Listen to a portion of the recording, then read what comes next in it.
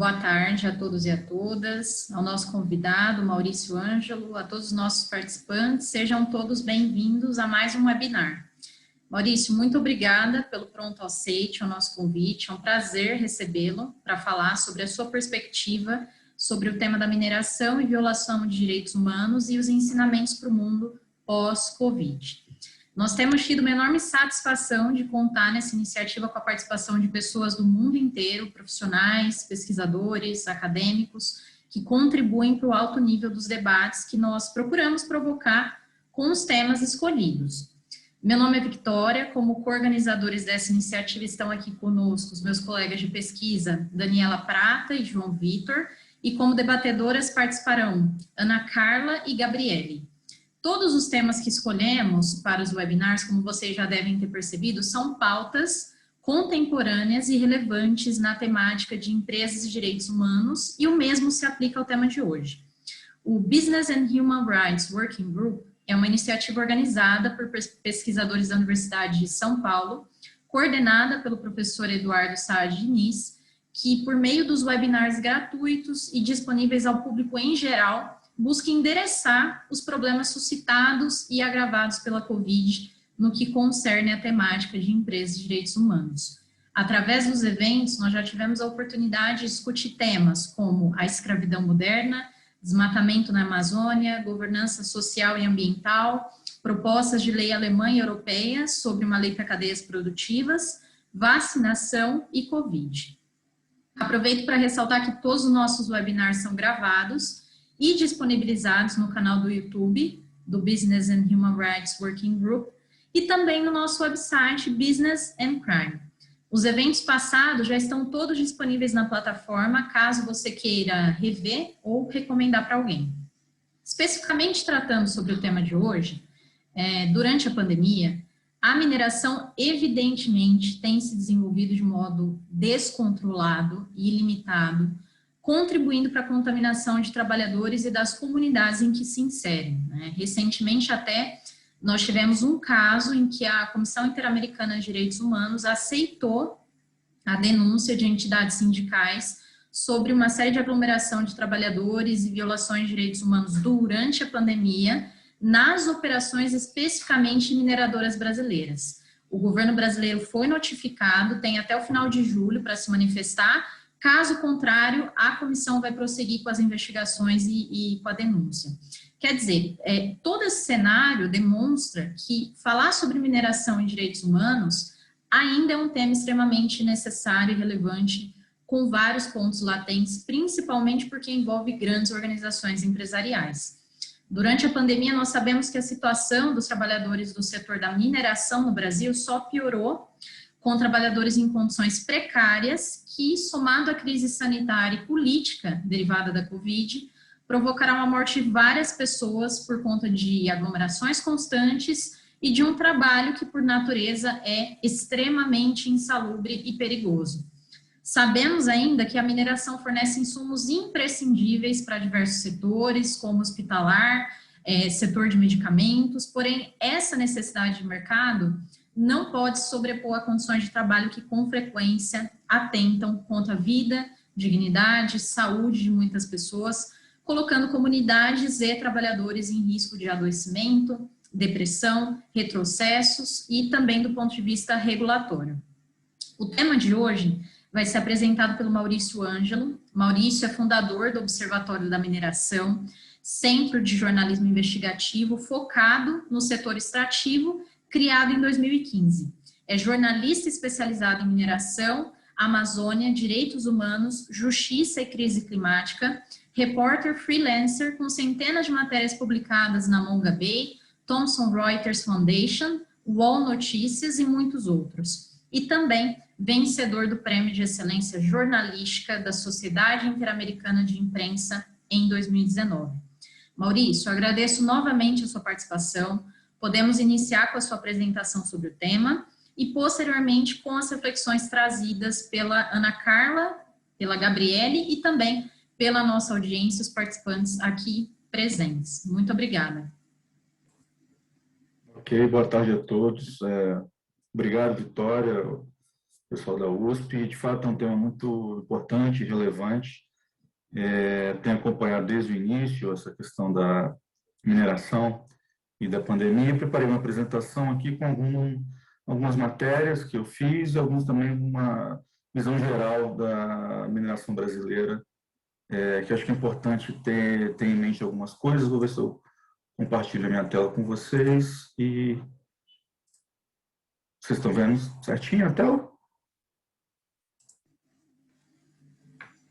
Agora sim, está aparecendo. Perfeito. Ok. Vamos lá. Bom, rapidamente, né, eu criei o observatório em 2015, quando rompeu a barragem de Mariana. Na época, claro, não existia nenhuma iniciativa com esse foco, então, de lá para cá, eu venho acompanhando os desdobramentos do desastre de Mariana, que é considerado o maior desastre socioambiental do Brasil, e o site foi expandindo para cobrir questões relativas à mineração no Brasil, na Amazônia, no Cerrado, os trabalhadores, povos indígenas, enfim, e também um pouco de América Latina, já que a nossa realidade aqui está bem próxima, né? Inclusive, muitas empresas que atuam no Brasil atuam em países vizinhos também. De lá para cá, eu fiz algumas parcerias com o UOL, Intercept, Repórter Brasil, enfim, outros sites. Eu coloquei aqui alguns dados, gente, sobre o que é a mineração e o setor extrativo no Brasil.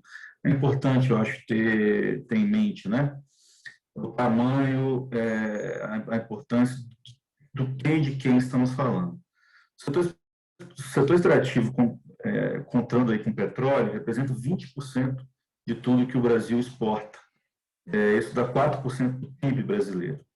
O minério de ferro fica ali, terceiro, segundo, depende do ano, mas está entre os 3 produtos que o Brasil mais exporta. Em 2020, assim como os anos anteriores, a China ainda aumentou esse percentual, é o principal destino do minério de ferro brasileiro.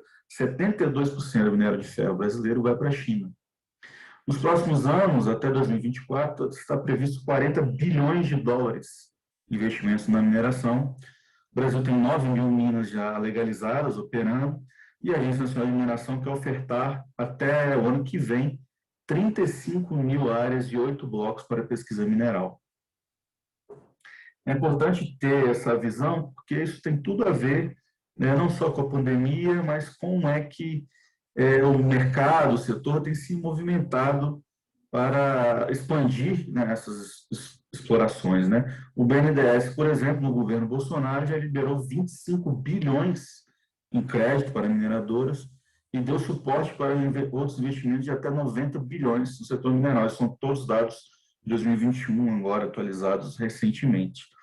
Eu destaco aqui um pouco da Vale, que é a maior produtora de minério de ferro do país e do mundo. Ela fica ali disputando com a Rio Tinto, mas voltou a ser uma produtora de minério de ferro esse ano, sobretudo, né, no Pará, em Carajás, que é uma mina, em Minas Gerais, tem várias minas espalhadas. Produz também manganês e outros metais e minerais.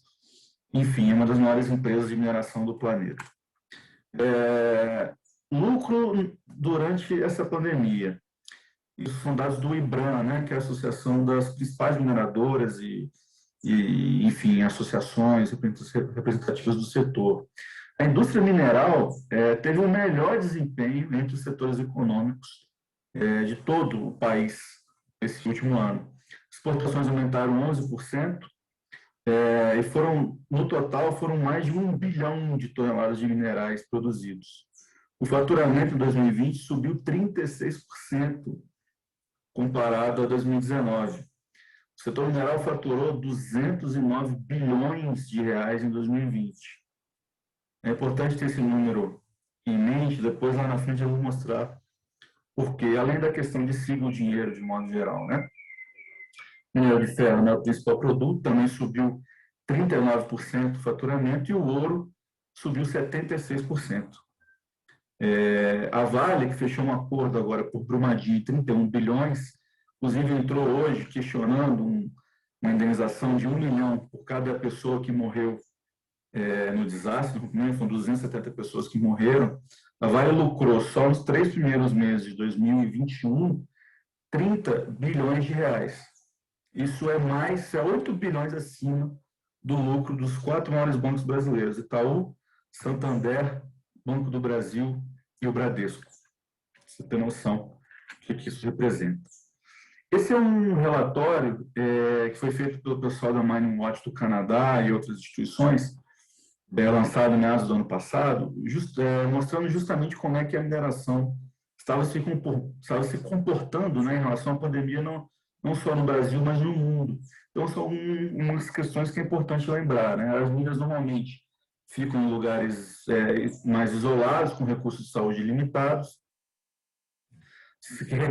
são um número imenso, né, de trabalhadores que circulam nesses locais e ficam lá alojados, confinados, compartilhando as mesmas instalações para comer, dormir, banhar.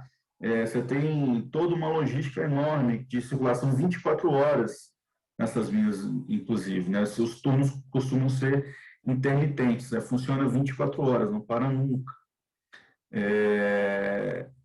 Você tem um histórico também de doenças associadas, doenças respiratórias, né, na mineração, que no caso da Covid, claro, isso fica ainda pior. Acesso reduzido à água limpa em muitas minas. Eles lembram que é importante tentar evitar, pelo menos, que as mineradoras não se aproveitassem da pandemia para impor projetos, né, sem consentimento das comunidades locais, algo que é muito, muito comum. Excesso de trabalho, que isso teve aqui no Brasil, por exemplo, na CSN, em Minas Gerais, tentando impor jornadas maiores aos trabalhadores no meio da pandemia.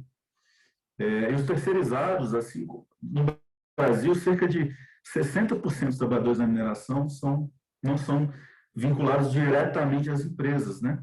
Terceirizados. E acontece também em países vizinhos, assim como entre os trabalhadores da Vale, que morreram em Brumadinho, boa parte deles também eram terceirizados. E como você falou, Vitória, essa questão de que a mineração é um serviço essencial é bastante questionável, né? Porque você tem reservas para esses insumos essenciais, porque o argumento é que, não, a mineração é fundamental, inclusive, para insumos hospitalares, medicamentos, etc. E tal, então, a gente não pode parar porque nós vamos ajudar na pandemia a resolver a situação. E não é bem assim, né? As reservas disponíveis são suficientes e os mineradores fizeram de tudo para evitar, reduzir ou parar as suas operações. Essa aqui foi a primeira matéria que eu publiquei em parceria com o Intercept, em 26 de março de 2020, bem no início da pandemia. E aqui eu já mostro, né, que no caso da Vale, mantinha os empregados contaminados, os empregados aglomerados, né, tanto em Minas Gerais e no Pará, que são os principais centros de operação da Vale. Isso aqui é algumas fotos da época, né, de alojamento, dentro do ônibus, enfim, mostrando que a rotina da mina não mudou, seguia normal, absolutamente rigorosamente normal, apesar das empresas alegarem que estavam adotando várias medidas, etc. E tal. Né? Vida normal, isso bem no início ainda da pandemia. Eu fiz também outra matéria sobre a CSN Mineração, que tem uma operação em Minas Gerais gigantesca, em Congonhas, que é uma empresa, aliás, irmã da Vale, né? Foi fundada ali pelo Getúlio Vargas, bem próximo. E aí, depois dessas duas matérias, o governo federal soltou uma portaria, o Ministério de Minas e Energia, que é comandado pelo Bento Albuquerque, que é um almirante da Marinha, diga-se, mais um militar no governo, soltou uma portaria sábado à noite, tornando a mineração atividade essencial. Até então, não era considerada essencial no Brasil, ou seja, mais um motivo para comprovar que as mineradoras poderiam sim parar suas atividades, se assim quisessem. E nessa matéria aqui da portaria, eu procurei o IBRAM e tudo, e eles assumiram que, de fato, fizeram uma articulação, né, com o governo para soltar essa portaria e considerar a mineração essencial, e assim, na visão deles, estão protegidos, né, seguros, digamos. Bom, isso aqui são imagens também de operações da CSN e da Vale em Itabira, refeitório, troca de turno. Aqui você pode ver que para quem não conhece muito bem, é como se existisse uma rodoviária dentro da mina, né? São ônibus chegando e saindo nessas trocas de turno, principalmente o tempo inteiro, e todo mundo ali aglomerado, sem muita diferença com a vida normal. 2 meses depois, né, ou seja, em maio, daquela matéria inicial que eu fiz, no Pará, Parauapebas, que é o centro ali do projeto da Vale, a cidade praticamente entrou em colapso do sistema de saúde, sobretudo em função da mineração, né? Além dos trabalhadores da Vale em si, é uma cidade que recebe gente, em função disso, recebe gente do mundo inteiro, então a circulação é muito intensa, né? Eu entrevistei funcionário da Vale que foi atendido com Covid, ele contou todo o processo que ele teve que passar até conseguir atendimento, até ser reconhecido, conseguir fazer o teste, receber o resultado do teste, a tentativa da Vale. A Vale tem um bairro inteiro em Parauapebas que é de funcionários da Vale, e a Vale tem um hospital também em Parauapebas, que fica mais próximo da minha, que é da Vale, foi construído nos anos 80, um hospital da Vale. Então, todos os atendimentos de Covid naquele momento eram enviados para lá, concentrados lá, justamente para tentar evitar aí, né, na visão deles, algum vazamento, concentrar informações, etc. Isso aqui foi a matéria seguinte, mostrando que foi a primeira morte de um funcionário da Vale por Covid no Pará em 11 de abril de 2020. Veja, ainda bem no início da pandemia. E isso a gente soube, eu apurei, conversando com os funcionários, porque naturalmente não é algo que a mineradora divulgue ou né, faça questão que isso seja de conhecimento público. Assim como ocorreram outros casos depois de mortes dos trabalhadores da Vale, embora nós não saibamos quantos no total morreram, porque, novamente, não é de interesse da Vale que seja divulgado, e é uma questão bastante difícil de acompanhar. Isso aqui do lado é o resultado do exame, né, de Covid do Evaldo Fidelis, que é a fonte da matéria, da pessoa que teve a Covid na Vale, contou toda a história dele, com a família dele, como é que ele foi atendido ou não da situação da Vale. Aqui eu destaquei boletins recentes, né, de ontem, essas 3 cidades de Parauapebas, que eu mencionei, que é a principal cidade, de Marabá, que é a maior cidade ali da região, e é do lado, que também tem operações da Vale, né? Toda ali a região sofre influência, né, das mineradoras, e também de Canaã dos Carajás, que é outra cidade bastante dentro do projeto da Vale. Para vocês verem que hoje Parauapebas conta com 53 mil casos de Covid, a cidade tem 200 mil habitantes, isso dá 1 em cada 4. Né? 455 pessoas morreram só em Parauapebas. E aí você vê também que em Marabá e em Canaã, 19 mil casos e 8,4 mil em Canaã, comparado com o tamanho da cidade, de fato, chama bastante atenção essa incidência de casos e óbitos de Covid, né? 435 óbitos em Marabá, 115 óbitos em Canaã. Eu segui cobrindo essa situação, ainda em abril também eu fui atrás das maiores mineradoras do país, basicamente, e perguntar, olha, o que vocês estão fazendo em relação ao Covid? Quais são os cuidados que vocês estão tomando? Né, vocês estão fazendo alguma coisa ou não? E isso daqui dá quase 20 mineradores que eu perguntei, metade delas na época ficou em silêncio, a outra metade respondeu com ações mais... A maioria delas alega que colocou, né, parte do pessoal em home office, principalmente o pessoal mais sênior, tudo, que estavam mantendo distanciamento nas minas, álcool gel, medição de temperatura, aquela coisa. Porém, na prática, além disso ser insuficiente, na prática, as situações continuaram mostrando que não era bem assim que estava acontecendo. Isso quem respondeu, né, que foi metade. Em junho, Itabira, que é a cidade em Minas Gerais, que é o berço da Vale, onde a Vale nasceu, a primeira mina e tudo, que é a cidade do Carlos Drummond de Andrade, diga-se. a mina da Vale chegou a ser interditada pelo Ministério Público do Trabalho. Foi interditada por pouco tempo, uns 2, 3 dias.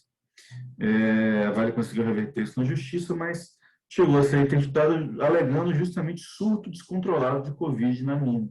Isso palavras do relatório do MPT, tá?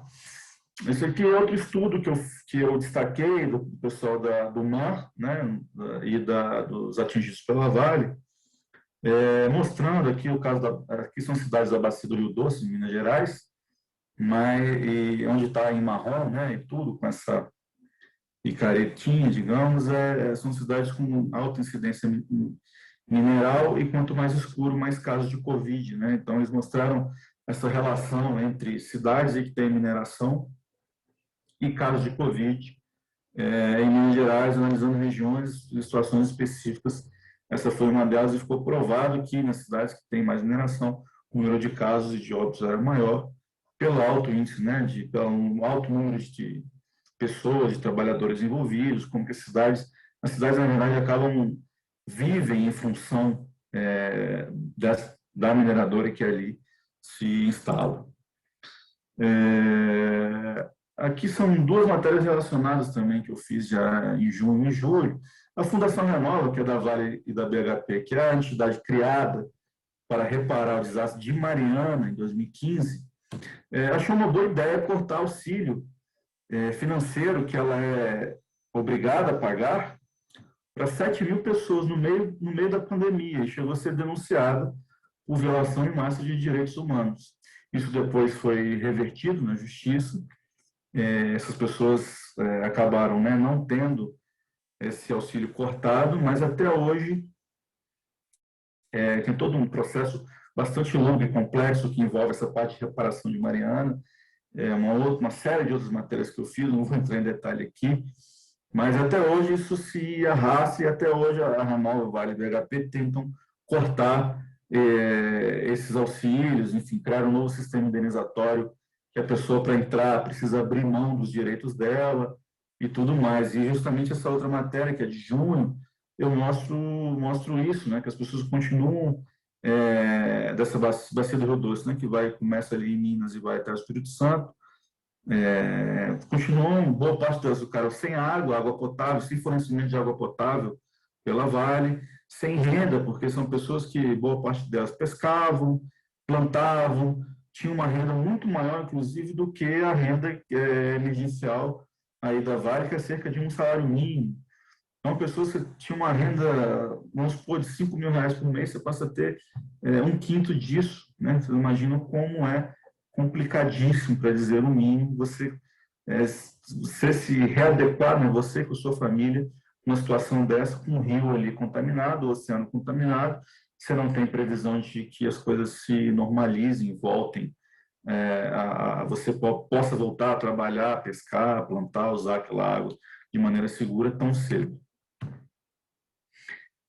Também mostrei que as mineradoras estavam usando a pandemia naquele quadro para uma oportunidade de marketing, a gente chama de marketing espontâneo, né? Coloquei entre aspas, porque, bom, primeiro que a gente não sabe exatamente qual a natureza daquilo, né? Mas o Jornal Nacional tem um quadro, Solidariedade S.A., que vocês devem ter visto, e quase todo dia eles mostravam, né, empresas que estavam fazendo ações para auxiliar as comunidades durante a pandemia e tudo mais, não sei o quê. E muitas mineradoras apareceram ali no JN, que é, né, o maior jornal do país, a maior audiência do Brasil ainda, até hoje. E aparentemente aquilo ali não é um espaço pago, né? Ou seja, como a gente diz, para qualquer empresa, você ter uma inserção dessa, numa mídia desse porte, contando que você está fazendo de bom, entre aspas, é muito melhor do que você colocar um anúncio em si, dizendo que você é bacana e legal. A aderência que isso tem ao público é muito maior. E aqui é um levantamento do IBRAM, que é a associação que representa as mineradoras, destacando que as mineradoras brasileiras doaram 1 bilhão para prevenir e combater a Covid. Isso é de março agora de 2021. Fizeram um relatório, na verdade, o IBRAM fez um relatório. Lembra que eu disse lá que as mineradoras faturaram 209 bilhões em 2020? O IBRAM está destacando aqui que elas doaram, veja só, 1 bilhão para prevenir e combater a Covid, sendo que, em muitos casos, a gente sabe que a relação das mineradoras, sobretudo com esses prefeitos de cidades do interior, essas doações, é uma maneira bastante espúria, suspeita, né, em muitos casos. Então, 1 bilhão para combater a Covid, entre aspas, quer dizer, fazer, na maior parte dos casos, a sua obrigação contra 209 bilhões de faturamento. Aí vocês veem qual o tamanho, né, a discrepância entre uma coisa e outra. Aqui também destaquei algumas matérias que eu fiz nesse contexto envolvendo povos indígenas. Começando pela TI Yanomami, aqui embaixo, uma matéria que eu fiz ainda em início de abril, uma entrevista com o Dario Copenal, mostrando, né, que os garimpeiros ilegais, quase 25 mil garimpeiros ilegais estavam dentro da terra Yanomami, e na época eles já tinham a cotação do ouro no mercado mundial estava bastante elevada, ainda segue elevada, bateu recorde ano passado, e que eles naturalmente as lideranças indígenas se preocupavam de que esses garimpeiros, que é praticamente a mesma quantidade de garimpeiros ilegais dentro da terra Yanomami, que é a maior do Brasil, 2 vezes o tamanho da Suíça, a mesma quantidade de indígenas que moram ali dentro. Você tem ideia da extensão que é essa invasão, né, que vem desde os anos 80, de fato, teve um genocídio nos anos 80, com o Romero Jucá, inclusive, envolvido, segundo o relatório da Comissão Nacional da Verdade. Isso vem se arrastando até hoje, mas piorou muito nos últimos anos, em função de governo Bolsonaro prometendo que ia, primeiro, não demarcar nenhuma terra indígena, segundo, liberar geral, né? Basicamente, ele tem um projeto de lei encaminhado para liberar a mineração e o garimpo em terra indígena, e a questão da cotação do ouro no mercado mundial ser reconhecido pelas lideranças, que sempre foi um fator de que impulsionou os garimpeiros a invadir o que a pandemia esteve longe de sofrer de fato. Né, inclusive, a Polícia Federal está fazendo uma operação Yanomami neste momento. Assim, muitos indígenas morreram. Você teve vários ataques de garimpeiros contra os Yanomami recentemente, né, nos últimos meses, chamou a atenção da mídia, inclusive. Isso está acontecendo agora. Tudo que ele disse que iria acontecer lá em abril, março de 2020, aconteceu e pior. Então, são tragédias que se acumulam. Invasão de garimpeiros, ataques de garimpeiros diretamente aos povos indígenas, contaminação por Covid, pandemia, mortes, também tem a questão da malária lá, da fome, enfim.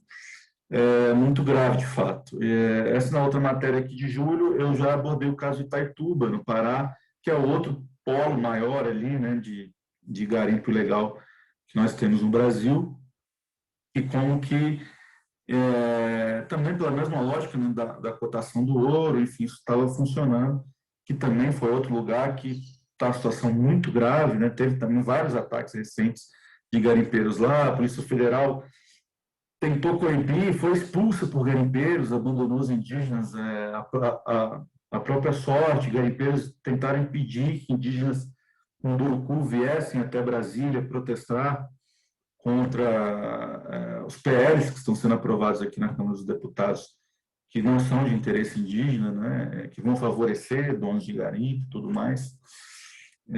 Aqui embaixo eu abordei a questão dos indígenas isolados, em relação aos requerimentos que incidem sobre essas terras, requerimentos da Agência Nacional de Mineração, de pesquisa, sobretudo, que aguardam justamente essa lei do Bolsonaro para ser um mercado legal, né?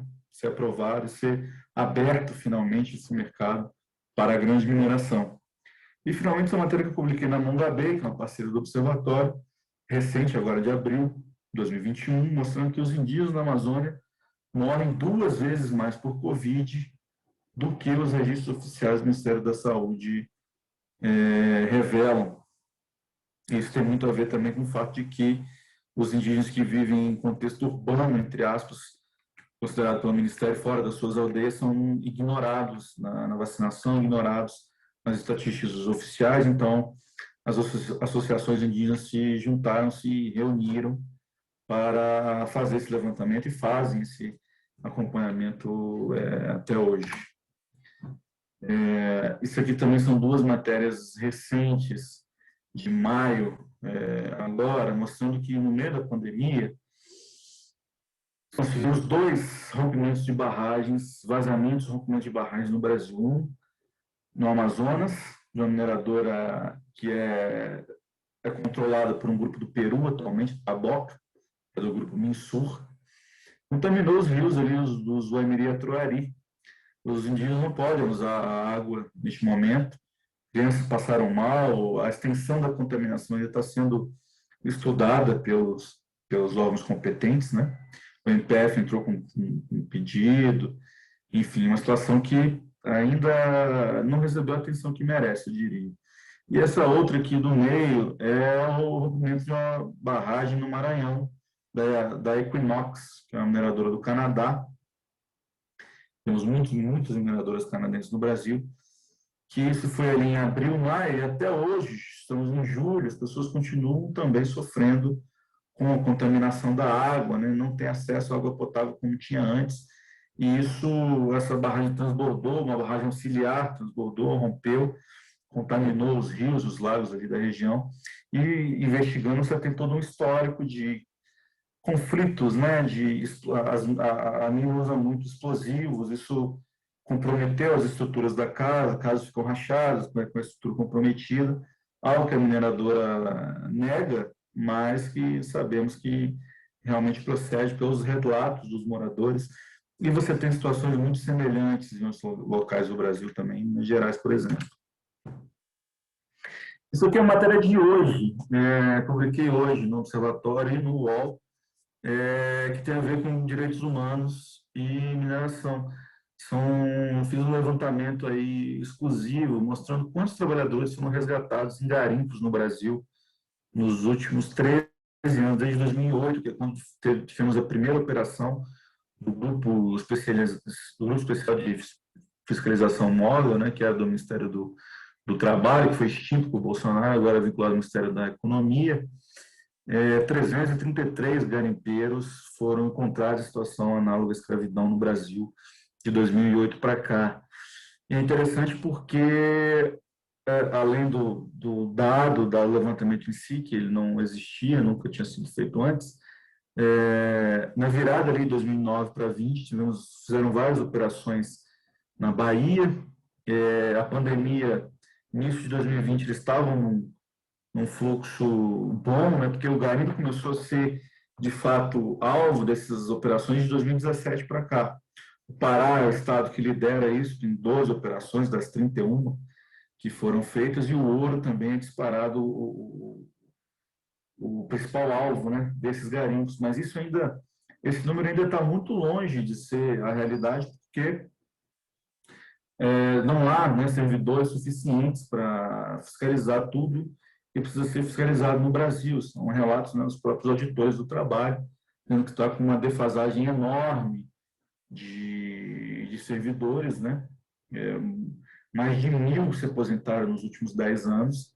Então, isso impacta não só a questão do garimpo, mas impacta a fiscalização do trabalho escravo e a fiscalização do trabalho de modo geral, né, no país inteiro.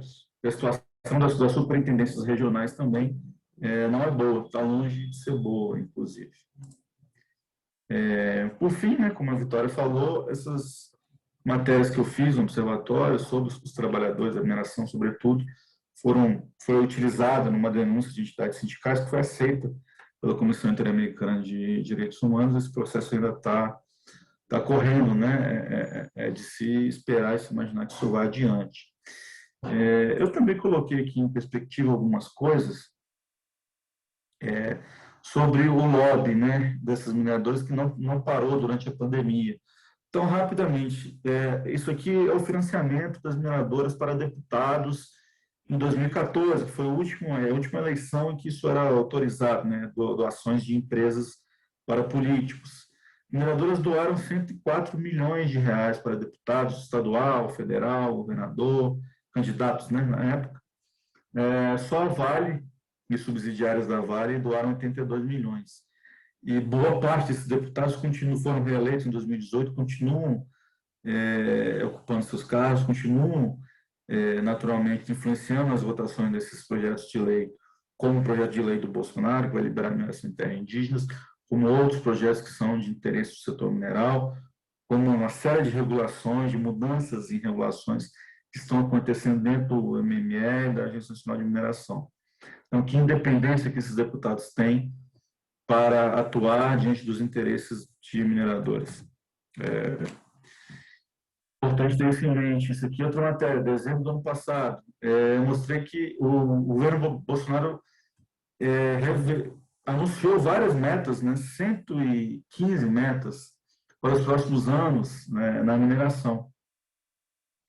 E eu mostrei via live, eu tive documentos que mostram que essas metas foram, na verdade, definidas, ditadas, em muitos casos, pelo mercado, por entidades representativas do setor mineral de vários setores e naturezas diferentes, do lobby do carvão, lobby de mineração em terra indígena, da siderurgia e por aí vai.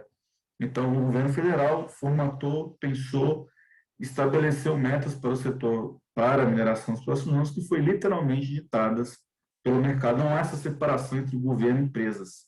As empresas literalmente ditam que a gente quer isso.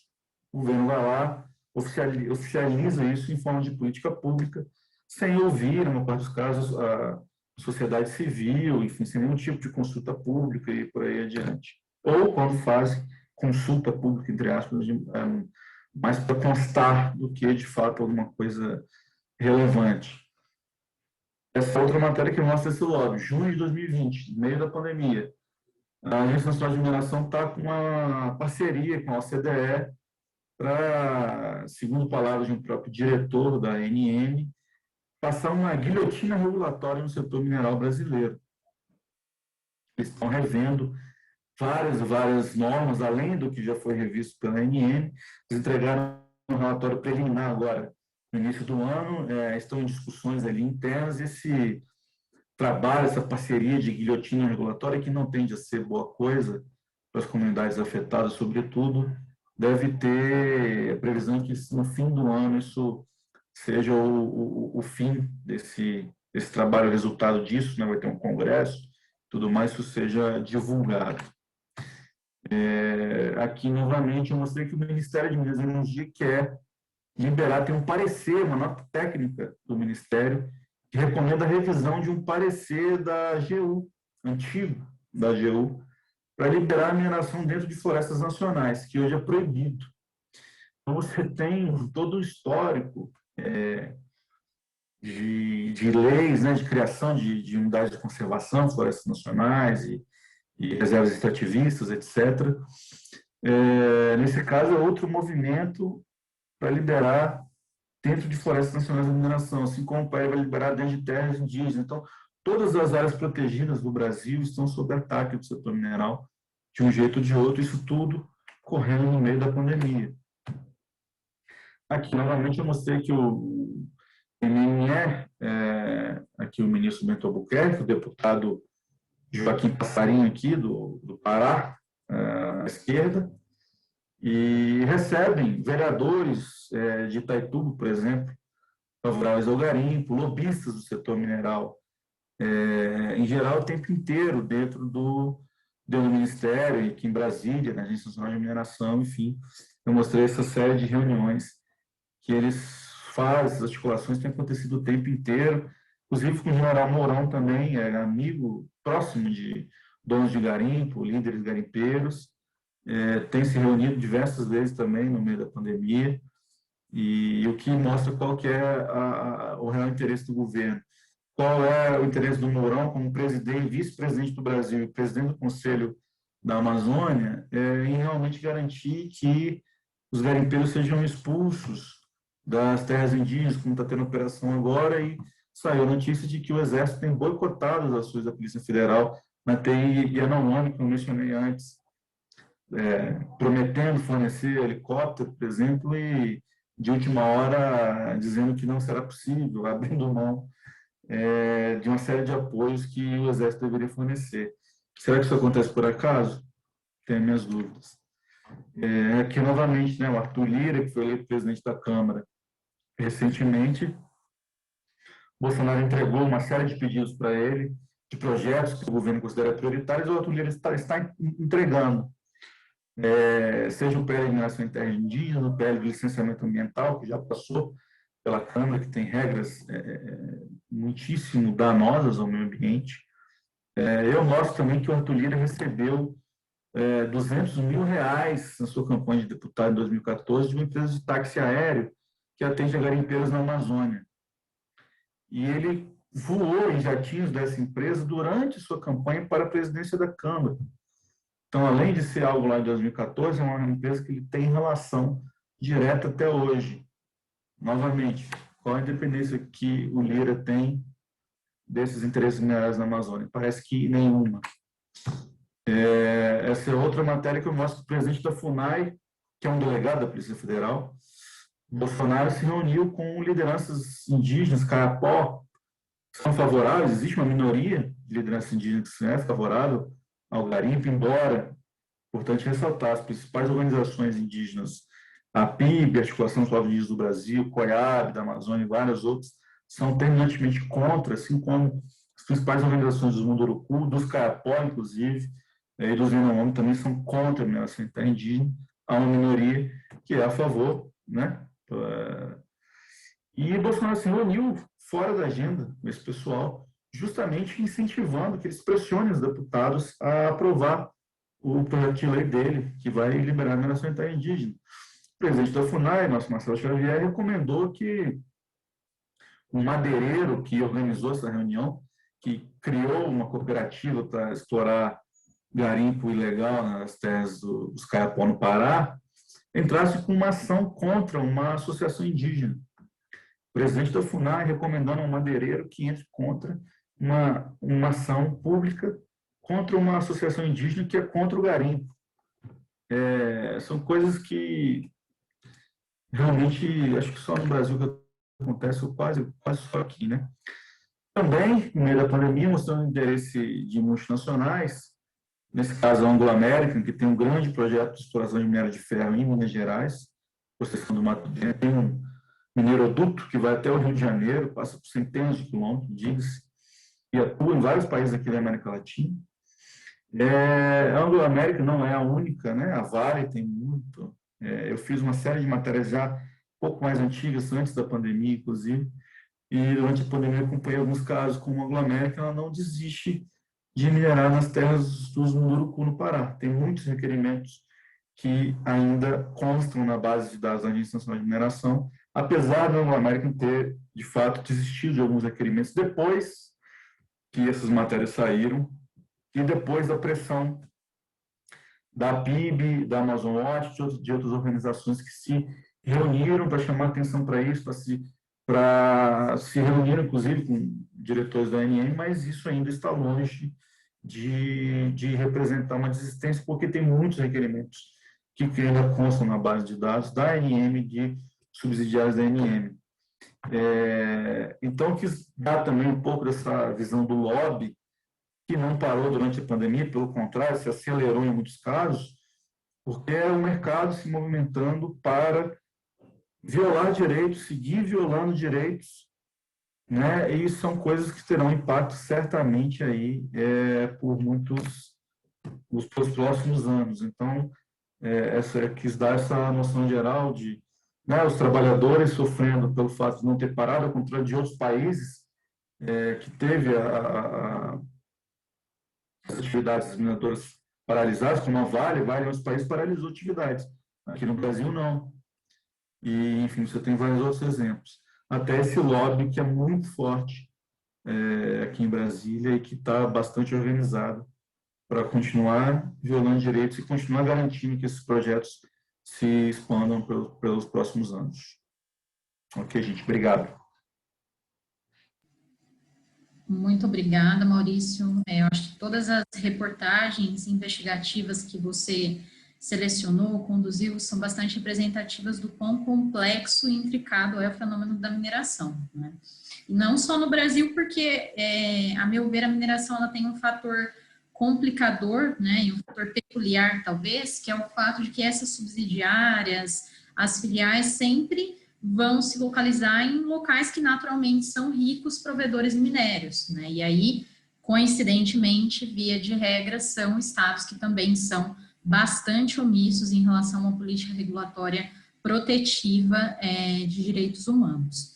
E isso levanta várias questões, né, sobre principalmente por onde nós devemos começar, né? Esse elo da cadeia produtiva, que é bastante complexo, grande, envolve vários atores, envolve Estado, comunidades, empresa, todos e stakeholders também, todos eles têm um papel essencial. Eu acho que levantam-se muitas questões sobre por onde nós devemos começar, né? Qual que é o elo mais frágil a ser abordado.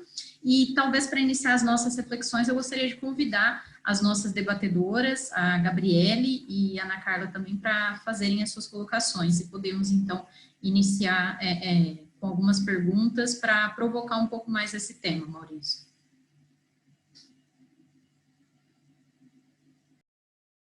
Perfeito, eu acho que posso começar? Claro. Perfeito, boa tarde a todos, muito obrigada pelo convite. Fico muito honrada de participar dessa iniciativa que eu acho tão proveitosa e tão importante num momento tão crítico, né? Queria agradecer pelo expositor, pelo Maurício, muito obrigado, o seu trabalho realmente é muito importante, é um trabalho de linha de frente e nós agradecemos por você dar a cara a tapa e ir atrás dessas grandes reportagens, parabéns. Queria não fazer mais uma pergunta, mas uma provocação. Eu tive a oportunidade de ir para o Canadá em 2018 e eu caí no Departamento de Políticas Públicas com professores que estudavam as mineradoras canadenses que atuavam no Brasil. E uma das coisas que me chamou bastante atenção é que eles se orgulhavam bastante das políticas do Canadá, a partir de um determinado ano, que agora eu não me lembro qual mais, não se pode mais fazer as open mines no Canadá, né, que são as minas abertas. Enfim, tem outros processos de perfuração que não desgastam tanto o solo como acontecem aqui, né, no Brasil. E uma das coisas que me chamou bastante atenção é que a maioria dessas empresas que atuam no Brasil, elas têm padrões de sustentabilidade, de compliance trabalhista, entre outros, muito elevados, que é bonito de ver, você olha, você lê, você acha muito bonito. E a minha provocação, então, é no sentido de que o que a sociedade civil poderia fazer, visto que, né, os meios de regulação estatal eles estão completamente capturados, então a gente não pode contar muito com isso, né? Então, o que a sociedade civil poderia fazer para demonstrar o cinismo dessas corporações que elas mostram que elas são sustentáveis, que elas cumprem a lei certinho, mas nos seus países de origem. Então, é uma hipocrisia, porque elas não são sustentáveis porque elas são assim porque existem leis mais rigorosas nos seus países de origem e elas não fazem nada lá, mas elas vêm fazer o que querem aqui no nosso quintal. Então, como que nós poderíamos pensar em mecanismos de controle social informal e formas também de expor esse cinismo das grandes corporações estrangeiras que atuam no nosso território e em tantos outros de países em desenvolvimento e subdesenvolvidos? Não era essa contribuição que eu gostaria de fazer e mais uma vez agradeço pelo convite e pela exposição. É interessante o que você falou, porque de fato, bom, primeiro, é importante dizer que o Canadá, nesse caso, é o centro, né, do setor mineral mundial. A Bolsa lá de Toronto reúne quase todas as mineradoras do mundo, são negociadas lá, etc. Eu tenho investigado, inclusive, essa relação de outros países com povos indígenas e mineração, né, com o Canadá. Mas uma série de matérias que não saiu ainda. No caso do Canadá, que não é permitido a mineração em terras indígenas, eles têm um histórico bastante complicado, assim, para ser generoso. Então, mesmo dentro da casa deles, a coisa não é assim tão bacana como a gente pode imaginar que seja, ou como eles querem vender que seja, né? Inclusive, tivemos um rompimento de barragem no Canadá, recente, nos últimos anos, que foi aí, ao lado desses rompimentos da Vale, aqui, um dos maiores do mundo, que contaminou ali rios e lagos, de povos indígenas, e essa região lá no Canadá, que é um exemplo do o que eles estão fazendo. Tem uma coalizão, né? Uma reunião de forças que se reuniram, se somaram para pressionar em mudanças nas leis, reforma nas leis. Então, para não deixar que, de fato, as mineradoras, com seu poder econômico e político, que é de fato impressionante, sigam sozinhas, né? Assim, tentar garantir direitos mínimos, como o direito de consulta, que não é respeitado nem no Canadá e nem aqui no Brasil. Os povos indígenas e as comunidades afetadas, né? Como esse caso aqui da Anglo-América que eu citei, os Murucutu também no Pará, é um exemplo de que são, né, a PIB, no caso, a Organização Indígena, e a Amazon Watch, que é uma ONG, tem também o pessoal de Londres, que é a London Mining Network, se reuniram, está em andamento, inclusive, para primeiro expor, olha, essa grande mineradora tem interesse em estar no Brasil. Vocês sabiam, acionistas, sobre isso?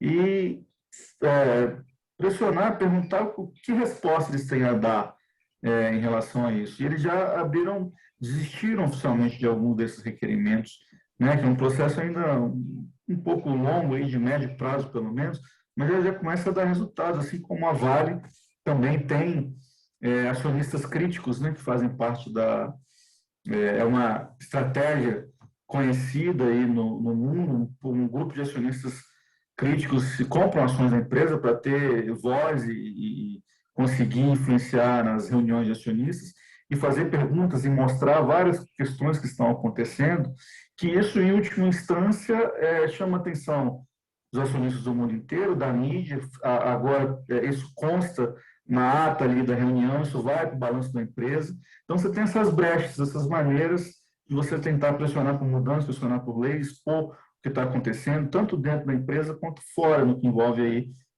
o governo, que não quer dizer, claro, que seja fácil, seja tranquilo ou que seja bem sucedido, na maioria dos casos, pela dificuldade inerente a você enfrentar corporações que são absolutamente gigantescas e têm um poder muito grande.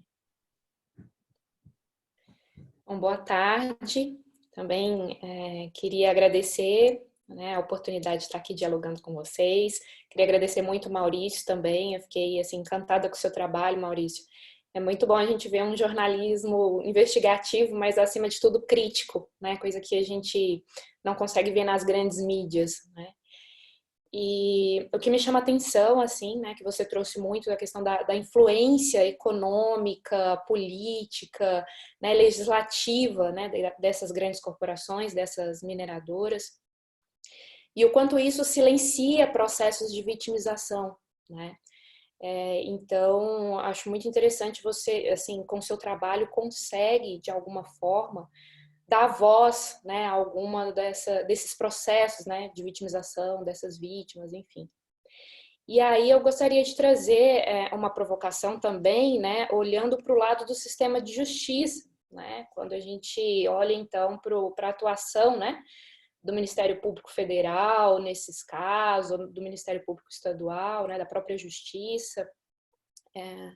O Ministério Público, ele tem, né, a função que a gente chama de ombudsman, que é uma entidade que deve ser capaz, de alguma forma, de identificar, né, e defender aquele sentimento, o interesse, né, de uma comunidade afetada, né? Então, o Ministério Público, ele tem, dentre os seus poderes, né, essa prerrogativa de agir em prol dos direitos coletivos, dos direitos difusos. E muitas vezes a gente vê que essa ação parece não estar muito a contento das pessoas que sofrem esses processos de vitimização, né? Por exemplo, no caso de Mariana, no próprio caso, né, da Braskem, a gente tem acompanhado as vítimas, né, muitas pessoas tentando manifestar, né, a sua discordância quanto aos termos que foram fixados nesses acordos, né, quanto aos parâmetros indenizatórios, e me parece que, infelizmente, ainda não existe no sistema de justiça também, né, no cenário político, econômico e legislativo, acho que você trouxe muito bem através das suas reportagens, mas, infelizmente, eu vejo que nem no sistema de justiça essas pessoas conseguem, né, ter voz, assim. E aí, como pensar, né, como pensar num Ministério Público que se propõe, então, a defender os interesses sociais, se ainda não há, né, mecanismos, e aí eu falo tanto na justiça tradicional como na própria justiça restaurativa, que ainda é pensada, né, no seu formato muito clássico, né, de criminalidade interpessoal, quando você consegue identificar ali uma vítima específica, um ofensor e tal. Mas quando a gente começa a analisar esses processos de vitimização difusos, me parece que, independentemente do meio de justiça, né, do paradigma de justiça adotado, nós ainda somos muito negligentes em relação à oitiva, à escuta, à consideração, né, dessas vítimas, a participação delas no sistema de justiça, para que esses termos consigam efetivamente, de alguma forma, reparar nesses danos sociais.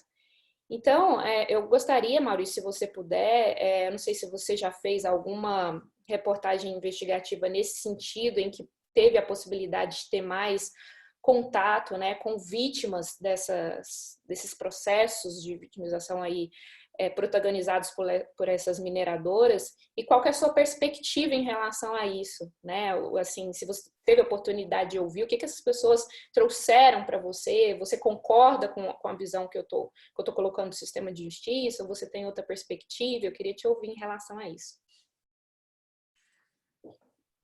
Sim, claro. Tem um caso bastante emblemático, que é o caso de Mariana. Eu não trouxe aqui na apresentação, porque é todo um outro setor, vou tentar resumir ao máximo possível que eu conseguir, que é um caso muito complexo de fato, né? A reparação de Mariana está acontecendo, né, desde 2015, e eu fiz uma série de matérias esse ano, justamente envolvendo essa questão da justiça que você mencionou e a reparação de danos a essas pessoas atingidas, que envolve o caso do juiz federal, que é responsável pelo caso de Mariana. Eu tive acesso a vídeos, né, desse juiz se reunindo com comissões de atingidos, ano passado, inclusive, durante a pandemia, e esse ano também. O que acontece? O primeiro acordo que foi feito lá em 2016 não envolveu, inclusive, o Ministério Público Federal. O primeiro acordo entre Vale, BHP, Governo de Minas, Espírito Santo e a União. Em 2018, esse acordo foi reformado, aí sim com a participação do Ministério Público Federal e o Ministério Público de Minas, do Espírito Santo e da Defensoria Pública, justamente para tentar garantir que os atingidos tivessem mais voz, fossem ouvidos, tivessem participação, tentando garantir a contratação de assessorias técnicas para esse pessoal. 2018. Esse processo de assessoria técnica foi enrolado, os mineradores questionaram, inclusive o valor, dizendo, não, é muito caro, o contratante não concorda com esse valor, recorreram várias vezes, ficou enrolado. Ano passado, no meio da pandemia, o juiz surgiu com esse sistema indenizatório novo, simplificado, que teria sido trazido a ele por uma série de advogados do interior do Espírito Santo, tudo. Enfim, as reuniões mostram, e ele também assumiu no processo, que isso foi uma ideia dele do que chama de, importando ali um conceito estrangeiro de justiça possível. Né? Ele diz, inclusive, que ele sabe que, nesse caso, vem tanta gente e tudo mais, não sei o quê, não dá para garantir uma justiça ali 100% adequada para todo mundo. Ele sabe que gente que não tem direito vai receber, gente que tem direito não vai receber, e por aí adiante. E ele montou esse sistema com a aprovação dos mineradores. Os mineradores nunca recorreram desse sistema. Veja, o juiz não pode, né, se reunir com as partes dessa maneira, orientar os advogados, essas comissões, que são comissões que os atingidos não reconhecem, os atingidos que estavam lá nesse processo desde 2016, 2018, tem todo um histórico de pactuação nos territórios, que essas comissões foram criadas às pressas e que eles me disseram isso, né? Eu ouvi muita gente nos territórios sobre isso. Olha, esse pessoal não representa, foi criado de um dia para o outro, num grupinho fechado. E para a pessoa receber essa indenização nesse sistema nulo, ela precisa abrir mão dos direitos que ela tem. Abrir mão da quitação total, você não tem direito de reclamar mais nada depois, seja na justiça brasileira, justiça ou no exterior. As mineradoras não só não recorreram desse sistema, como são entusiastas declaradas. Elas criaram um portal do advogado, que o advogado agora faz o acordo com a pessoa, entra no portal que a Renova criou, tem lá FAQ, tem lá todas as orientações que ele precisa fazer, entra com documento automático e recebe essa indenização de maneira bastante rápida. O juiz determinou que esses advogados recebem 10% de cada ação, o que já é uma coisa que o MPF questiona. Primeiro, essa matriz de danos, o juiz, segundo o MPF, e os ministérios estaduais, que tirou da cabeça dele. Qual é o valor que as pessoas realmente deveriam receber? Não houve estudo sobre isso, porque as assessorias técnicas não atuaram nos territórios, porque o juiz sentou em cima dos processos, você vê? Então, uma coisa que devia ter andado oficialmente na reparação não andou. Esse sistema novo, que surgiu no meio da pandemia, andou muito rápido. A Renova já pagou mais de R$1 bilhão nesse sistema novo. Esses advogados já levaram R$120 milhões só em 10% de cada ação. Sendo que muitos atingidos dizem, advogado, você imagina o impacto disso nos territórios. Foi criado uma série, né, uma corrida de advogados nos territórios, e as pessoas fazem acordo por fora, olha, oficialmente é 10%, mas eu quero 30%. Você me paga 30%, a pessoa... Não, eu estou falando de gente, a maioria das pessoas, gente humilde, gente que está há mais de 5 anos esperando a reparação e não teve, gente analfabeta em muitos casos, gente que está vivendo uma situação completamente dramática na pandemia, não vê um horizonte possível, tentou de toda a maneira, o sistema oficial não conseguiu. Então, para a salvação, quero. Aí você aceita um acordo que é questionado por todo mundo, inclusive essas matérias já levaram a pedido de suspeição do juiz, que está na mão do TRF para decidir, inclusive, se ele vai ser declarado impedido ou não, né, de continuar no caso. Mas, ou seja, a pessoa recebe um valor X, depende da ocupação dela e tudo, o advogado embolsa de 10% a 30%, paga o imposto de renda, paga um monte de coisa, e você abre mão dos seus direitos, quitação total. E está sendo costurado um acordo com o Mariano no modelo do que foi de Brumadinho, envolvendo também, novamente, vários órgãos, envolvendo o STF, envolvendo... assim, é uma história pública, muita gente, né? Então, você tem atuações específicas em cada caso, de alguma maneira, mas isso tudo que eu estou falando aqui, né, recomendo o pessoal entrar no observatório.mineração.com.br e ler essas matérias que eu falei sobre esse juiz, por exemplo, que é mais complicado do que eu posso resumir aqui, mas isso não é isso. É um acordo novo, estranho ao processo, que levou uma corrida de advogados para tentar, na verdade, levar esse dinheiro, né? As pessoas sem opção, depois de quase 6 anos, né? Em novembro faz 6 anos que a barragem rompeu, ficam muito sem ter o que fazer. Então, você imagina o drama dessa pessoa. Isso é realmente justiça possível? Segundo fontes especialistas que eu ouvi para essas matérias, como o Eugênio Aragão, que é ex-ministro da Justiça, como outros especialistas no Código de Processo Civil, primeiro, o juiz não poderia orientar as pessoas. Segundo, de fato, esse processo é muito estranho. Terceiro, é evidente que as mineradoras abraçaram isso de maneira entusiástica, né? Entusiasticamente. Então, é complicado, de fato. Estamos falando do maior desastre ambiental do Brasil e da maior ação civil pública em andamento no país. A complexidade envolve, né, 2 estados, a União, várias empresas, porque essa marca era de Vale e BHP, que são maiores mineradoras do mundo, etc, etc. Então, é muito complicado, de fato, essa relação entre justiça, Ministério Público, empresa, esse jogo de interesses aí, como o caso de Mariana, tem tudo a ver com o que você mencionou na sua pergunta, e acho que ilustra perfeitamente bem. Sim, eu estou pensando aqui, Maurício, né, na própria contradição e do cinismo entre os termos, né? Se são processos tão complexos, né, de vitimização, a gente vai e adota um modelo simplificado de indenização, né?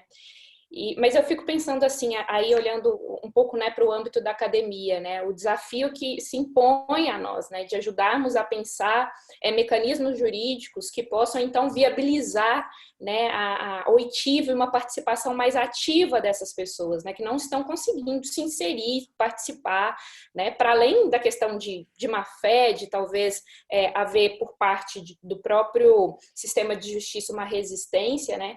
mas como a gente poderia, então, dar a nossa contribuição, né, pensar em categorias aí que possam, então, viabilizar a participação dessas pessoas que acabam sofrendo uma vitimização secundária, né?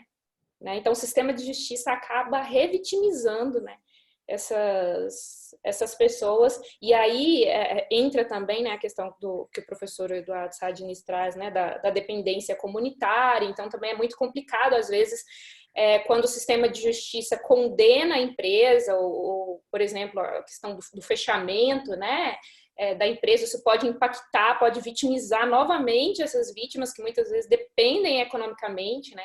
O próprio Estado tem uma dependência muito grande, né, na questão dos impostos e tal. Então, assim, é realmente uma situação muito complexa para a gente adotar formas simplificadas de resolução. Mas queria agradecer e abrir espaço aí para os colegas.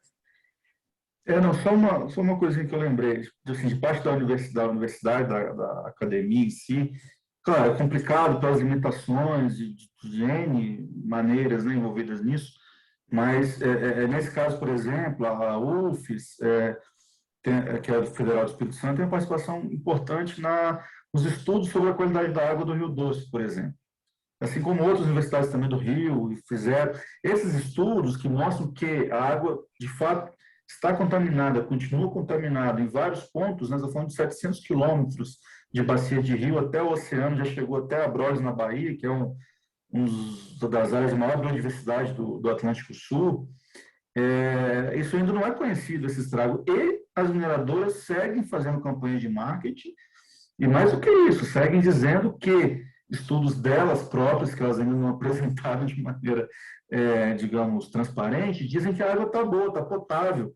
Então, elas começaram a cortar auxílio de pessoas baseado nisso, por não reconhecer que o território está atingido, e dizendo que a água do cidadão está boa, mas o cara mora na beira do rio e a água está lá laranja, cheia de metal pesado. Isso é uma disputa que ainda está acontecendo agora, hoje, 6 anos depois, de quais são os dados confiáveis, além da realidade da pessoa que está ali relatando para você, né? O que os estudos dizem? As mineradoras têm uma posição na parte delas, que usam para cortar direito das pessoas, e a universidade, fazendo seus estudos técnicos, com certeza ajuda muito nisso, e isso é algo que está em andamento, está acontecendo agora.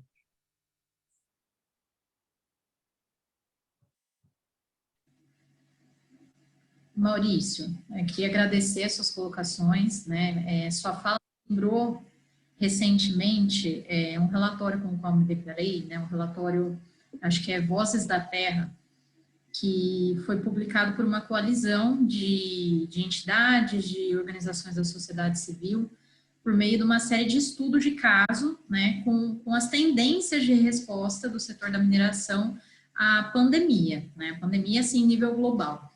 E aí, basicamente, nesse relatório, eles tinham 4 principais conclusões, né, a primeira conclusão era de que as empresas no setor da mineração, de fato, estão completamente ignorando as ameaças reais da pandemia e continuam operando. E aí, né, me recordo que eu acho que em meados de 2020 saiu uma portaria pelo Executivo considerando a mineração como atividade especial, né, atividade essencial, que precisaria de fato continuar operando, né, durante a pandemia. E veio o presidente da Comissão de Direitos Humanos tentando anular essa portaria, porque por óbvio, né, dentro do que se pode ser considerado atividade essencial, mineração não estaria nem perto, né, desse rol essencial. A segunda conclusão, que os governos de todo mundo estariam tomando medidas para encerrar movimentações, protestos que tenham ocorrido em nível local e até fora do país, né, para, de fato, denunciar as condições do trabalho no setor da mineração, que as empresas da mineração, de fato, estão usando a pandemia como uma oportunidade para esconder outros atores de opinião pública, a despeito de todo esse histórico em relação a direitos humanos, ou histórico ambiental bastante deficiente, e que não só as empresas, mas também os estados, né, que hospedam essas filiais, subsidiárias, eles têm usado a crise para garantir uma série de mudanças regulatórias que favorecem o setor da mineração à custa do meio ambiente, à custa da comunidade, né, e ao fim esse relatório foi assinado por um grande número de entidades, de organizações condenando, né, o comportamento em geral de indústrias do setor da mineração, e eu acho que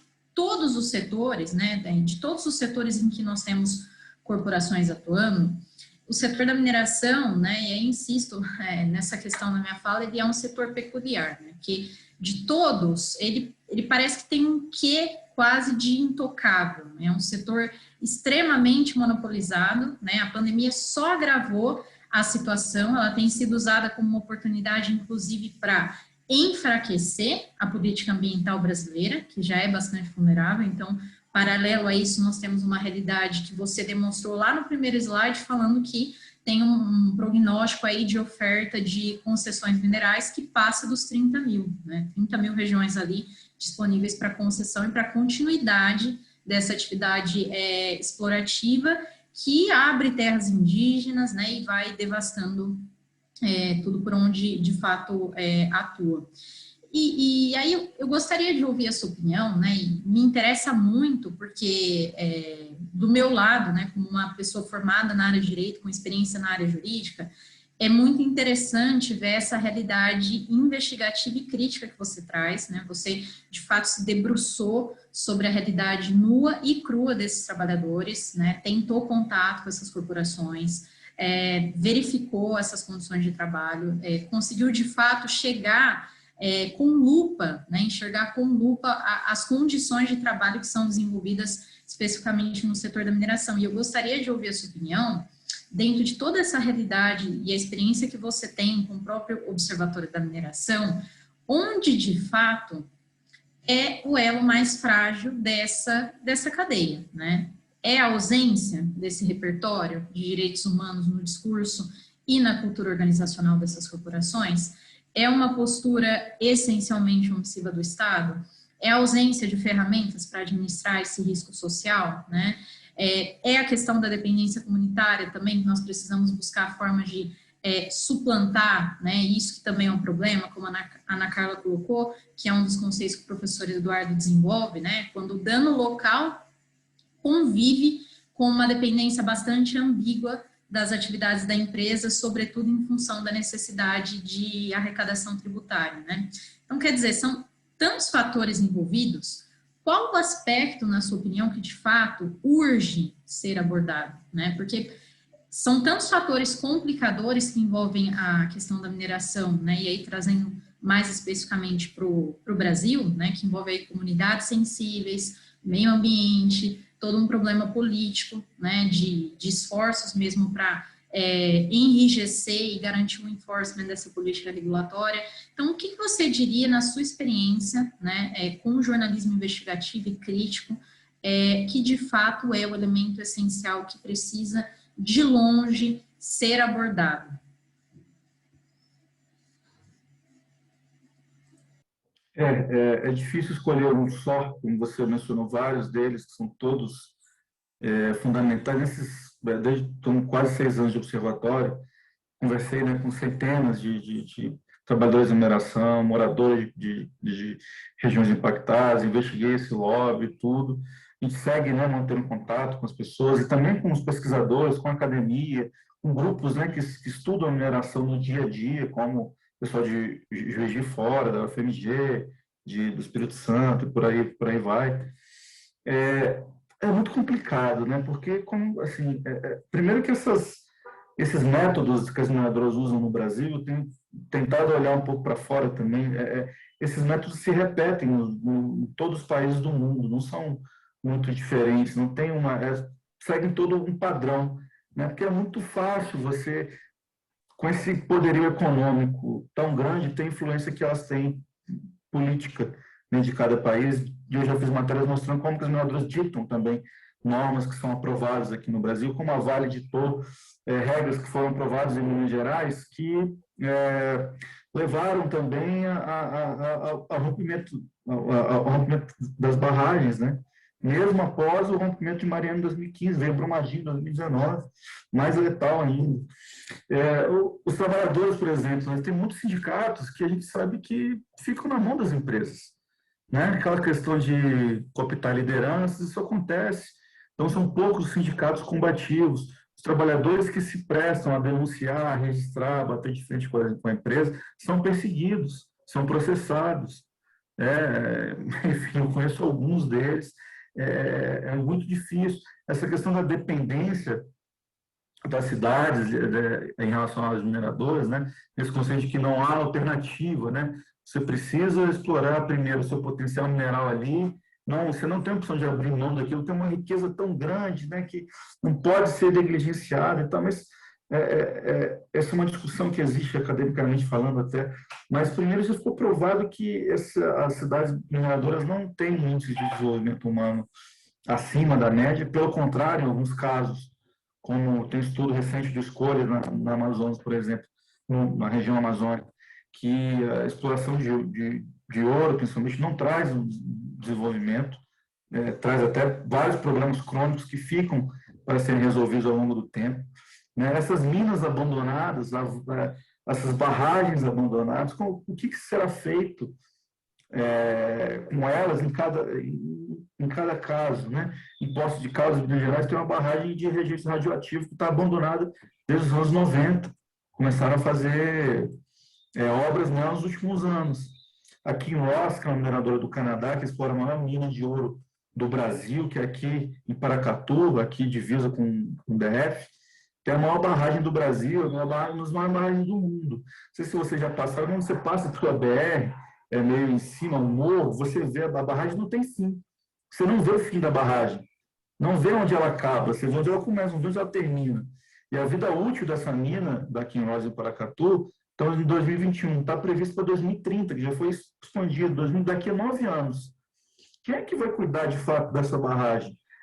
Eu já perguntei para a empresa, eles não sabem me dizer de que maneira, qual é esse plano de descomissionamento que eles chamam, né? Você precisa cuidar para sempre, é uma bomba relógio que fica ali de milhões e milhões e milhões de toneladas de RG, de metros cúbicos de RG. Quem cuida daquilo? Quem que vai lidar com passiva, contaminação toda provada de cianeto aqui em Paracatu? Você expande isso para todas as outras cidades que sofrem influência. Quem é que fica com esse passivo? Esse dinheiro também não fica na cidade. Você tem inúmeras isenções fiscais, que é outra questão que eu já investiguei bastante, sigo me dedicando, porque assim, a quantidade de isenções fiscais que você tem no Brasil para mineradoras é infinita, tanto de exportação, interna, externa. O dinheiro não fica ali, o dinheiro vai, de fato, para o bolso das empresas. Tudo bem, pagam a CEFEM, né, que é os royalties da mineração, ok, que aumentou um pouquinho, mas ainda é quase que irrelevante para o desenvolvimento local. Você não tem controle sobre esses gastos. As prefeituras deviam seguir uma série de regras, mas não seguem. Tem estudos também acadêmicos sobre esse uso dessa CEFEM, a quantidade de desvio de verba que você tem dessa CEFEM, de uso indevido desses recursos. Então, como transformar tudo isso em desenvolvimento humano? Tem que pressionar, tem que acompanhar de fato, como esses grupos que eu mencionei aqui estão fazendo, dentro de cada um na sua maneira, com o seu foco, com as suas limitações, mas está ali, porque você não tem um problema tão grande, você não tem é impossível você ter uma solução só. Tem passivo ambiental, tem passivo socioeconômico, né? Você tem como que uma cidade se reinventa depois que a mineradora acaba a vida útil da mina, ela abandona e vai embora. Como é que ficam os trabalhadores ali? Quais são as condições ofertadas para esses trabalhadores, que estamos vendo quais são durante... Isso hoje, né? Você tem documentários e livros que do passado era ainda pior, você não tinha proteção de nada, a silicose, né, que é uma doença terrível, era extremamente comum, nenhuma garantia de direito mínima. Isso em Minas Gerais, e você tem um histórico muito, muito grande sobre isso. Não começou agora na pandemia, né? Isso vai se adaptando, digamos, aos novos tempos. Então, de fato... mas eu acho que tem melhorado, sabe? Eu não sou, assim, 100% pessimista, não. Acho que tudo isso, essas iniciativas que eu mencionei, aqui e ali, cada uma à sua maneira, vão de fato contribuindo, além do que eu tento fazer como jornalista e tal. Eu digo às pessoas, né, na academia, movimentos sociais, ONGs, etc, etc, etc. Porque, assim, o setor extrativo não tem, eu sempre digo, não tem essa questão de ideologia política. seja quem for que está no governo, o governo é sempre aliado das mineradoras. O governo do PT foi, o governo Bolsonaro, não preciso dizer, o Temer foi, todos os governos brasileiros foram, todos, todos, todos, todos. Você não existe nem, não, mas vamos ali, não, esse governo é mais reticente, não, não existe isso. Né? Você tem N exemplos, o Pimentel, que era governador de Minas, que era do PT, recebeu 1 milhão de doação da Vale na campanha dele de 2014, quando a barragem de Mariana rompeu, ele deu entrevista dentro das instalações da Samarco, primeira entrevista coletiva dele. Você não tem, a mineração perpassa essa questão ideológica, o que assim, é difícil para onde correr. Como é que você pressiona? Transparência, cobrar mudança, reforma em lei, organização local, né, buscar alternativas de fato para o que essa cidade pode oferecer além da mineração. Né? Que em muitos casos você tem turismo, outras atividades econômicas. Em Minas Gerais você tem várias cidades pequenas se debatendo com projetos que estão ainda iniciando, e a comunidade se une para tentar evitar que aquele projeto seja de fato implantado, e tem conseguido algumas vitórias em relação a isso.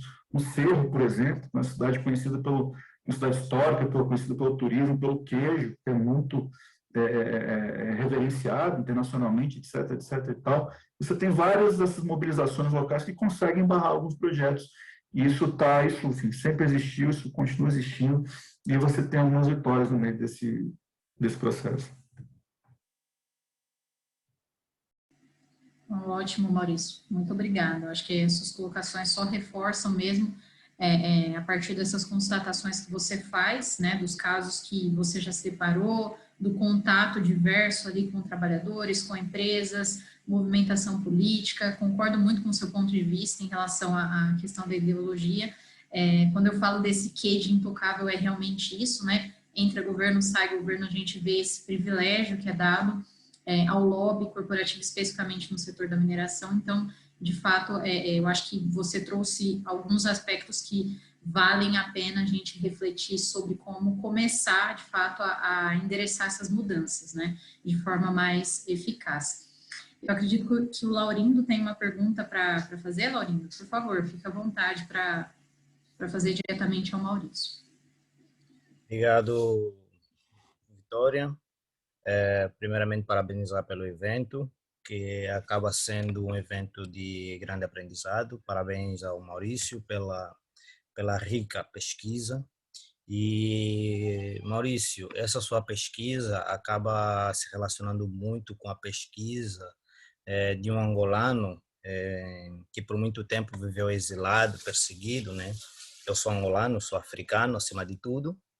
E ele faz uma pesquisa relacionadamente a mineradoras de Angola, né? E ele tem um livro que chama-se O Diamante de Sangue, do Rafael Marques. Se quiser, eu até depois posso partilhar contigo, que é um livro muito bom, que retrata uma pesquisa sobre violações de direitos humanos às grandes mineradoras. Mas agora uma coisa que me chamou a atenção é justamente as práticas das mineradoras acabam sendo quase comum em países, digamos assim, com uma certa fragilidade do enforcement, né? Por parte de quem teria a competência até de regular, de assegurar a garantia dos direitos humanos. Só para dar um retrato, né? Recentemente em uma região de Angola, está gravando, não vou aqui citar, né? Houve uma certa revolta por uma região que é a região que produz a parte da riqueza do PIB, né? E acaba sendo a região mais pobre do nosso país. E aquele povo, até certo momento, pedia independência para procurar uma estabilidade, alguma coisa, e constatou-se uma revolta em que houve uma afronta total de violações de direitos humanos, em que foram ceifadas vidas. Não é? E na contrarresposta, o que é que foi dito? Atentaram contra a ordem e a segurança do Estado. Claro, quase todo o retrato, vamos ver lá em Lubumbashi, o Congo, que é uma das maiores fontes de mineração, né, a nível do que sustenta a parte da Europa. E é uma brincadeira que os meus amigos têm dito sempre, Laurindo, países africanos ainda pagam imposto a países europeus, né, pela colonização, brincadeira.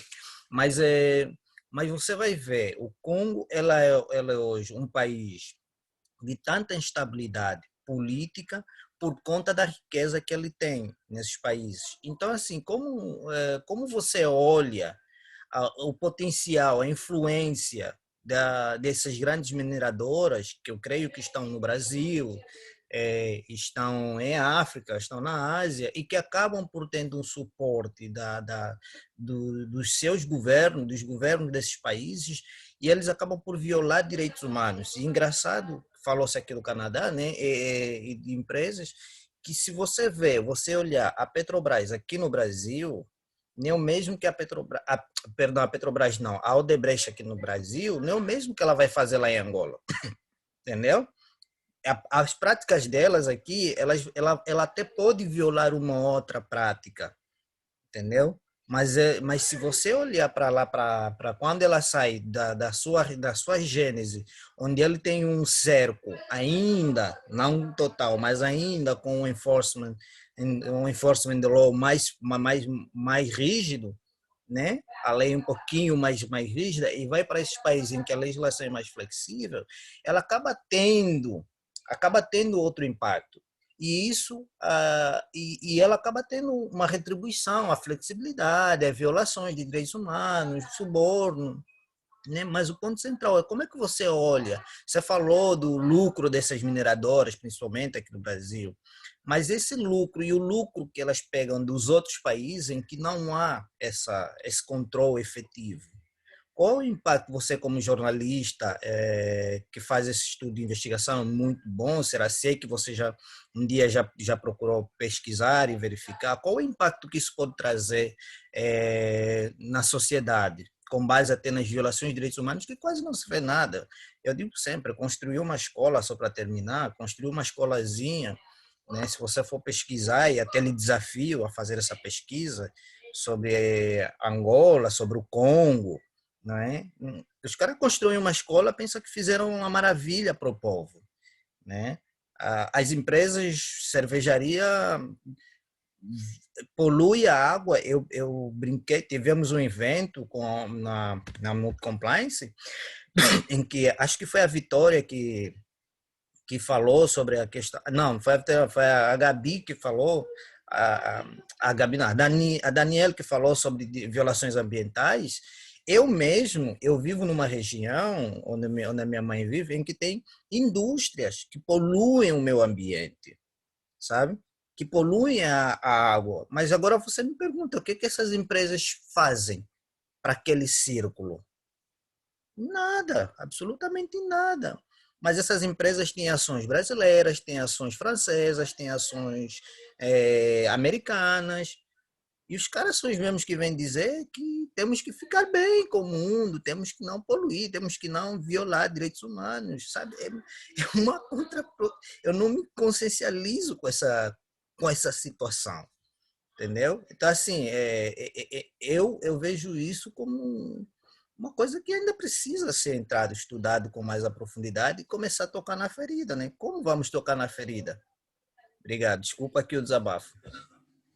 Eu acho que talvez de você responder, Maurício, o João gostaria de acrescentar algumas colocações também, eu acho que pertinentes à pergunta do Laurindo.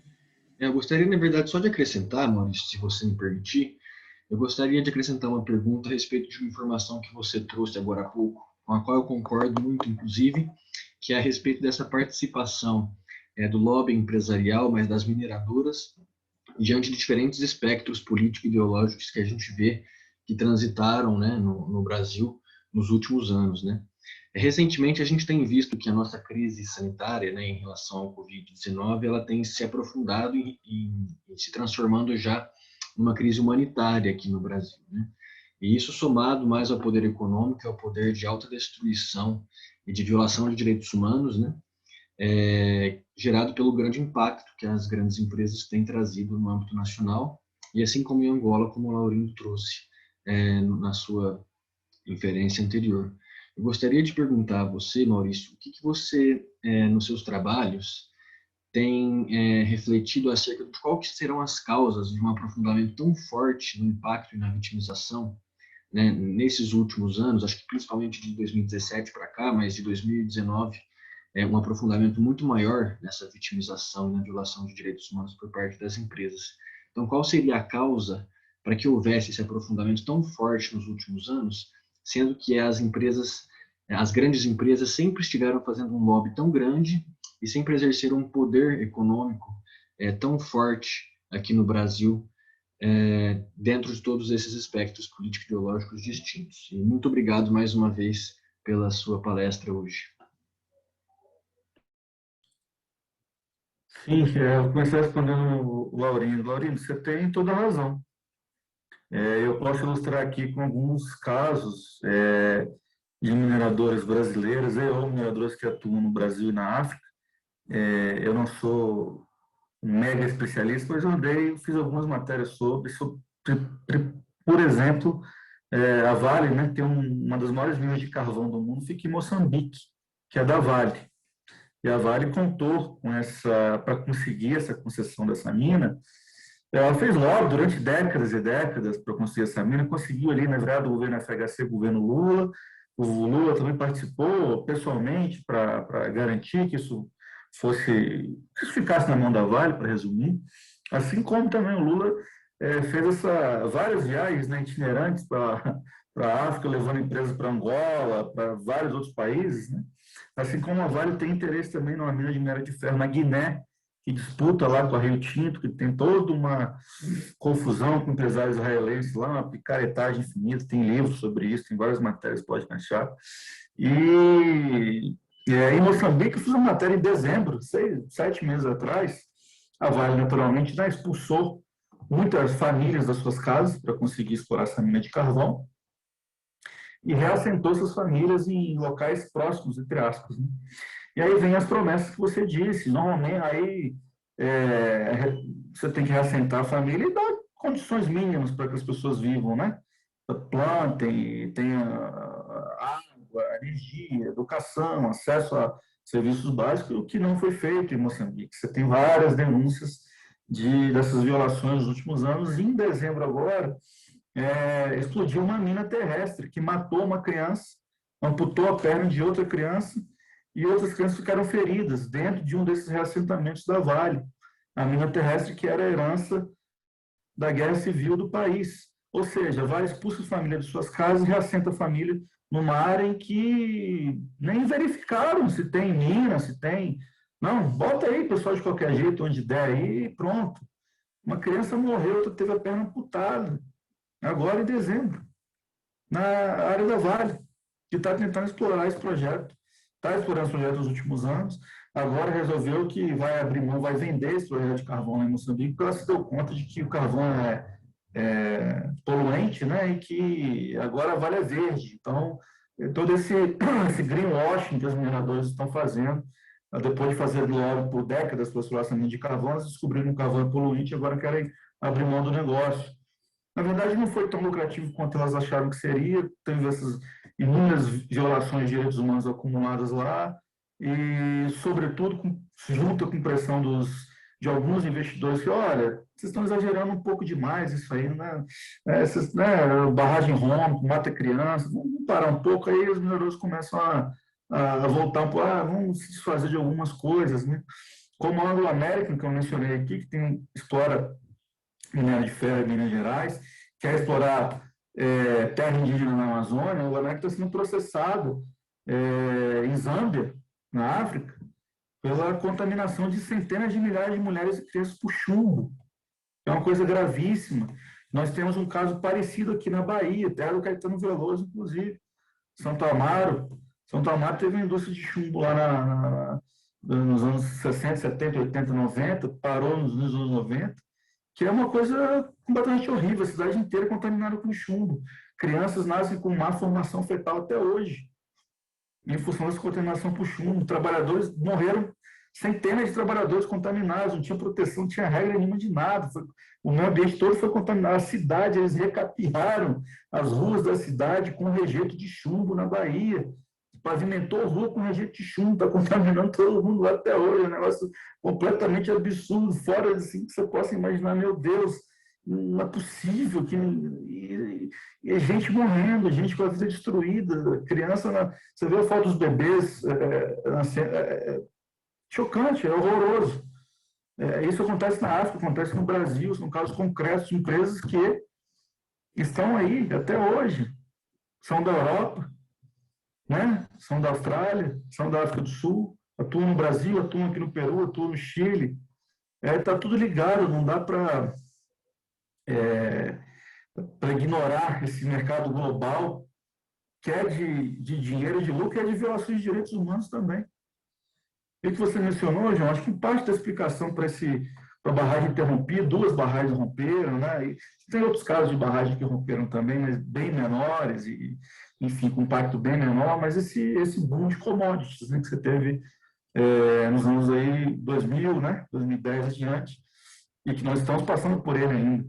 Então, a produção de minério de ferro aumentou brutalmente no mundo, o preço subiu muito, o preço bateu recorde ano passado, inclusive, do minério de ferro, que é o principal produto da Vale. A Vale inaugurou o projeto de Carajás, no Pará, que é o maior do mundo até o momento, em 2011, se não me engano, de cabeça, por aí. Então, o rompimento de Mariana, a Vale, isso é oficial, isso é declaração de diretor da empresa. Rompeu Mariana, rompeu em 2019 Brumadinho, ela compensou no Pará para aumentar a produção. Quem é que garante? Como que se garante que essa produção aumente? São os trabalhadores que estão na ponta trabalhando 24 horas sem parar, com pandemia, sem pandemia, com direitos, sem direitos, exposto a condições ruins. Não é, né, você aperta um botão, não são as grandes máquinas. A Vale tira lá do Pará e esse minério de ferro percorre quase 1.000 quilômetros pelo Maranhão até ser exportado por São Luís. Essa ferrovia passa por inúmeras comunidades, inúmeras cidades, foi duplicada recentemente, atropelou criança, matou gente. Também converso com o pessoal afetado de lá, estou conversando com. Também tem matérias já antigas contando isso. Gente que com a estrutura da casa comprometida, você não consegue dormir, você não consegue viver, você não consegue transitar de um lado para o outro todos os dias. A ferrovia foi duplicada. Criança com braço amputado no Maranhão, ferrovia da Vale. Passarelas mínimas, uma empresa que lucra, 30 bilhões em 3 meses. Você pega os 4 maiores bancos, eu acho isso impressionante, você pega os 4 maiores bancos do Brasil, lucraram 8 bilhões a menos do que a Vale, mineradora, lucrou nesses 3 meses de 2021. Banco que cria dinheiro do éter, né? Do éter, os seus inúmeros mecanismos financeiros que existem. Então, assim, não é por acaso que essas coisas acontecem, né? Você tem esse contexto de mais pressão, mais produção, expansão de projetos, tudo favorece que as barragens rompam, favorecem que as pessoas tenham seus direitos violados, trabalhadores ou comunidades. E, como eu mencionei aqui, Brasil, África, América Latina, eventualmente no Canadá mesmo, como eu disse, os povos indígenas e por aí vai, está tudo ligado.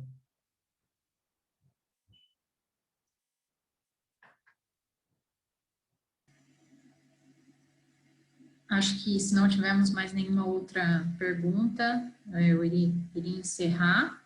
E aí, eventualmente, outros questionamentos possam surgir, Maurício, até pelas pessoas que possam vir assistir o evento salvo, né, disponibilizado no YouTube, nós iríamos direcionar para você. Então, gostaria muito de agradecer sua participação, você enriqueceu muito as reflexões de todos.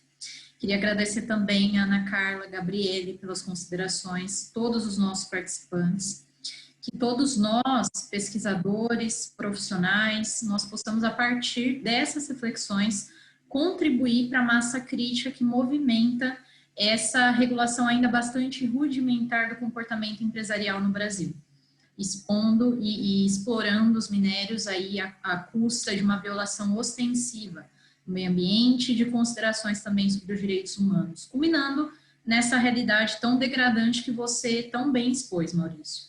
Eu aproveito para ressaltar que esse evento será disponibilizado, então, no YouTube. Nós convidamos todos a assistirem e a prestigiarem nossos convidados nos eventos passados, que já estão no nosso canal, e também no calendário dos próximos meses. Vocês podem encontrar esse calendário na nossa página do Instagram, e também podem ativar o YouTube para notificações quando nós disponibilizarmos um novo vídeo no canal. Muito obrigada a todos e uma excelente tarde. Obrigado, gente. Tchau, tchau. Um abraço. Muito obrigado, pessoal. Um abraço. Tchau, tchau.